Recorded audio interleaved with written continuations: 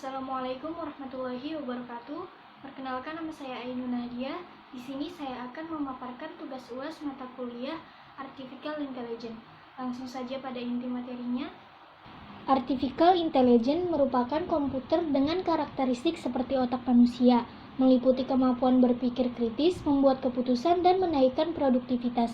Fondasi dari AI adalah pandangan manusia dalam aturan pemesinan untuk pekerjaan sederhana sampai rumit. Alan Turing mendefinisikan AI adalah sebagai sistem yang berperilaku seperti manusia, sebuah lahan yang mana menggabungkan komputer sains dan data akses untuk menyelesaikan masalah.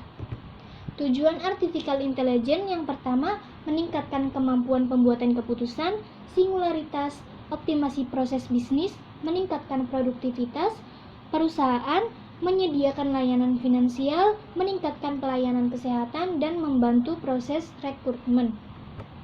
Sejarah singkat Artificial Intelligence. Istilah kecerdasan buatan atau Artificial Intelligence muncul pertama kali pada tahun 1956 dalam konferensi Dartmouth.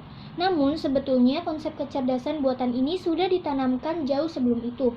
Para ahli dari masa ke masa telah melakukan penelitian untuk terus mengembangkan kecerdasan buatan ini. Tahun 1900, pada sekitar tahun ini, muncul filsuf yang mengeluarkan teori-teori matematika yang menjadi landasan mesin komputer atau kecerdasan buatan. Beberapa filsuf tersebut adalah George Boole, Alfred Knowles, Whitehead, dan Bertrand A. Russell. Tahun 1930 muncullah Alan Turing, Claude Shannon, dan John Neumann. Alan Turing adalah salah satu tokoh penting dalam perkembangan teknologi. Ia adalah penemu Turing mesin yang teori tes Turing yang bisa menguji tingkat kecerdasan suatu mesin komputer. Pada era sekarang, tes Turing dapat kita lihat pengaplikasiannya dalam fitur tes CAPTCA. Memasuki era tahun 1950-an, muncullah John McCarthy, Marvin Minsky, Herbert Alexander Simon, Allen Newell, dan Edward Albert Feigenbaum yang mulai merumuskan istilah AI. AI muncul pertama kali pada tahun 1956 di pertemuan Dartmouth. Kontribusi lain yang membawa perkembangan bagi komputer adalah bahasa Lisp atau Lisp processing yang merupakan bahasa pemrograman tingkat tinggi klasik. Lalu ada juga Lalu pada tahun 1980-an dikenal juga sebagai Second Wave of AI. Pada ahli yang berkontribusi dalam era ini adalah David Rumelhart, Love Zadeh, John Holland, Lawrence Vogel, Andrew Rosenberg, dan John Koza. Dan tahun 2000-an perkembangan kecerdasan buatan yang ketiga bermula pada era yang saat ini. Komputer dan internet sudah ada. Adapun produk-produk perkembangannya meliputi penemuan World Wide Web atau WWW oleh Tim Berners-Lee pada tahun 1989. Lalu ada perbandingan kecerdasan alami dan kecerdasan buatan. Kecerdasan buatan lebih permanen, kecerdasan alami akan berubah dengan cepat. Ini mungkin karena kemampuan manusia untuk meningkatkan sesuatu sangat terbatas. Kecerdasan buatan tidak akan berubah selama sistem komputer dan program tidak berubah. Artificial Intelligence akan lebih mudah daripada kecerdasan alami.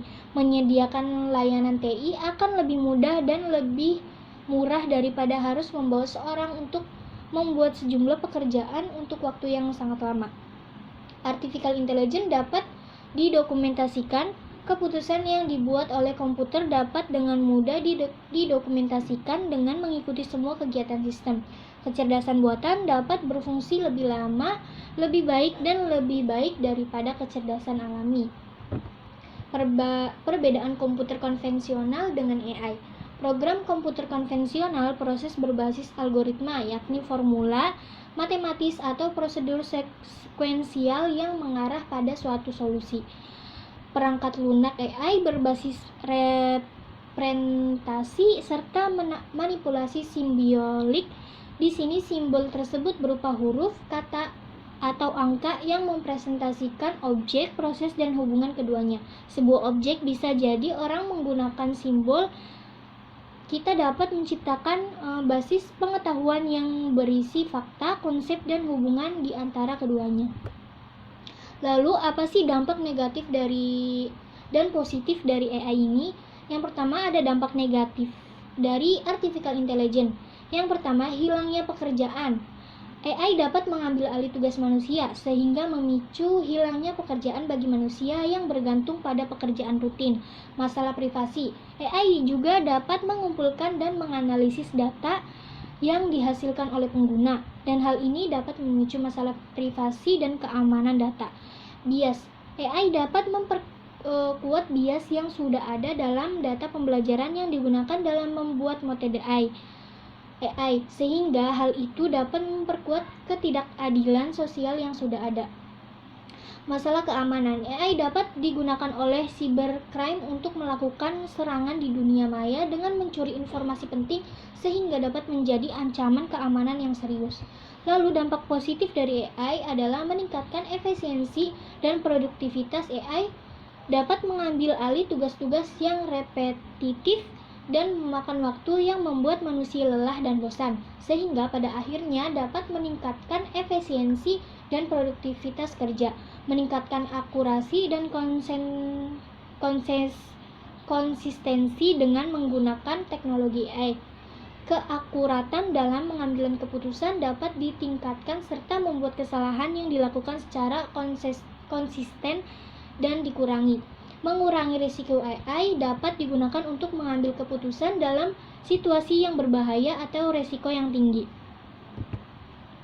Mungkin itu saja yang bisa saya sampaikan, kurang lebihnya mohon maaf. Wassalamualaikum warahmatullahi wabarakatuh.